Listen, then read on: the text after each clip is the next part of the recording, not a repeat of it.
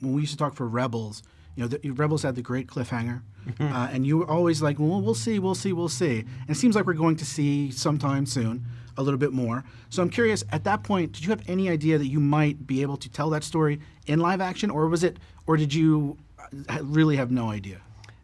Yeah, that's an interesting question. I would say that, because of working with George, I saw a possibility of working in live action where I'd never seen it before.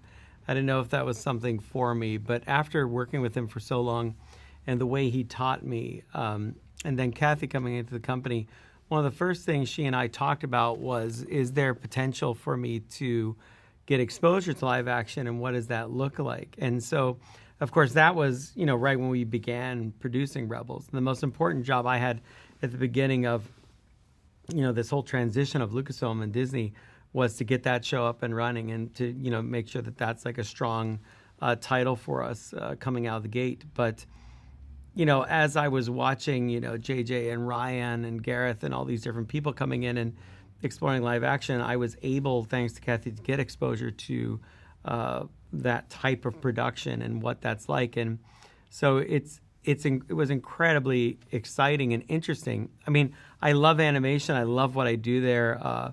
But I think creatively as an artist, you have to be constantly pushing yourself into new ways of telling your story or expressing yourself through medium. And it became something that I was interested in. I just had no idea if I'd be good at it. It's different. There are similarities in the production pipeline John been working with. Thanks to his work on Lion King and Jungle Book, there was a lot of crossover with what he was developing in animation. And so for me, it was a little more of a natural fit where I could get confident with an incredibly talented crew. But at the time that I did the epilogue in Rebels, I had an idea of what the story would be. And it was definitely, well, to answer your question, so all of that, yes. Just to answer the question, I would say yes, it was definitely an option in my mind that, wow, this could be live action if I go forward with this. But there were a lot of things in that if, which was, can I tell the story as well? What does that look like? What's the budget like? Who's going to play these characters? There's so many unknowns, but it was definitely on the table, as well as just continuing animation. But you have to decide what's best for the story. And I think, we found, whatever my story is about, Ahsoka, I'm very pleased. And, I didn't know John would be doing Mandalorian at the time when I did that epilogue. It was kind of, that was all in motion, but I didn't understand Ahsoka's role in it, certainly.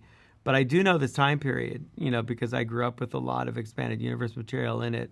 And so I think that's also been an influence on what the future holds for everyone existing post-Return of the Jedi. Don't forget to subscribe to our channel and check out more i9 videos here on YouTube.